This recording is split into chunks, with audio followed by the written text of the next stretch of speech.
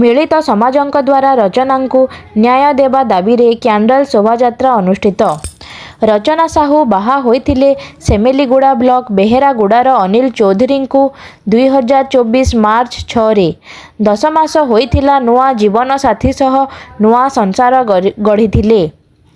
ପେଟରେ 4 ମାସର ଶିଶୁ ଦୁନିଆକୁ ଆସିବାର ଅପେକ୍ଷାରେ ଥିଲା। କେତେ ସ୍ୱପ୍ନ ଦେଖିନଥିବ ରଚନା ତା ପେଟରେ ବଢ଼ୁଥିବା ଶିଶୁକୁ ନେଇ। କାରଣ ପ୍ରଥମ ଥର ପାଇଁ ନୂଆ ଘରକୁ ଯାଇ ନୂଆ ସଂସାର କରି ମା ହେବାର ବେଶ ହସଖୁସିରେ ନୂଆ ଦୁନିଆକୁ ଦେଖିବାକୁ ଅପେକ୍ଷା କରିଥିବା ରଚନା ପେଟରେ ବଢ଼ୁଥିବା ଶିଶୁ ଭାବି ନଥିଲା ଯେ ସେ ଆଉ ଏ ଦୁନିଆକୁ ଆସିପାରିବ ନାହିଁ। କାରଣ ତା ମାଆକୁ ଏ ସମାଜରେ ଯୌତୁକ ରାକ୍ଷସ ପାଇଁ ମାରିଦେବ ସେ ଜାଣିନଥିଲା। କାହିଁକି ବା ସେ ଜାଣିବ? ଏତେ ନୃଶଂସ, ଏତେ ପାପୀ, ଏତେ ଲୋଭୀ ଯେ ସାମାନ୍ୟ କିଛି ଟଙ୍କା ପାଇଁ ଗୋଟେ 21 ବର୍ଷର ବିବାହିତ କନ୍ୟା ଓ ତା ପେଟରେ ବଢ଼ୁଥିବା 4 ମାସର ଶିଶୁ ମୃତ୍ୟୁ ମୁଖକୁ ଗ୍ରାସ କରିବ। ପୋଲିସ ତ ପାପୀଙ୍କୁ ଗିରଫ କରି କୋର୍ଟ ଚାଲାଣ କରି ତା କାମ କରିଦେଲା।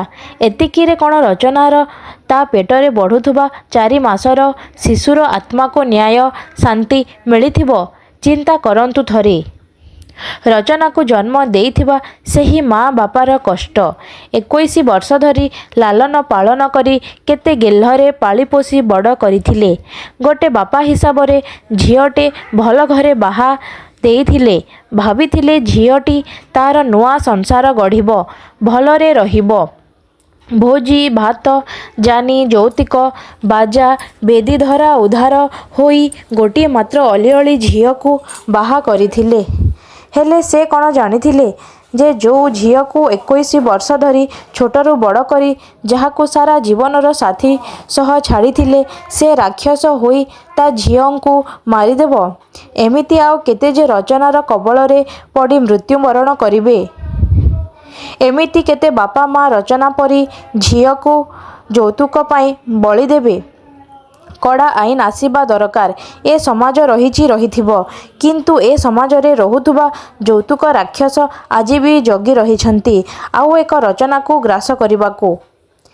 ଏଣୁ ଏପରି ଯୌତୁକ ରାକ୍ଷସଙ୍କ ପାଇଁ କଡ଼ାରୁ କଡ଼ା ଆଇନ ଆସିବା ଦରକାର। ସରକାର ବଦଳିଗଲା, ନୂଆ ସରକାର ଆସିଲା, ଲୋକଙ୍କ ସରକାର ଆସିଲା। ସ୍ୱର୍ଗତ ରଚନାଙ୍କ ନ୍ୟାୟ ପାଇଁ ନ୍ୟାୟ ଦରକାର। ଯୌତୁକ ଲୋଭୀ ରାକ୍ଷସଙ୍କୁ ଏପରି ଦଣ୍ଡବିଧାନ ଦରକାର ଯେମିତି ଆଗକୁ ଆଉ କାହାର ଝିଅ ଯୌତୁକ ରାକ୍ଷସର ମା ବାପା ଆଖିରେ ଲୁହ ନ ଆସୁ। ଏହି ଶୋଭାଯାତ୍ରା ଅନୁଷ୍ଠିତ ହୋଇଛି କୋରାପୁଟ ଜିଲ୍ଲା ସ୍ଥିତ ଦଶମନ୍ତପୁର ବ୍ଲକରେ ଅନୁଷ୍ଠିତ। ଏହା ମିଳିତ ସମାଜଙ୍କ ଦ୍ୱାରା ରଚନାଙ୍କୁ ନ୍ୟାୟ ଦାବିରେ କ୍ୟାଣ୍ଡେଲ ଶୋଭାଯାତ୍ରା ଅନୁଷ୍ଠିତ କରାଯାଇଥିଲା।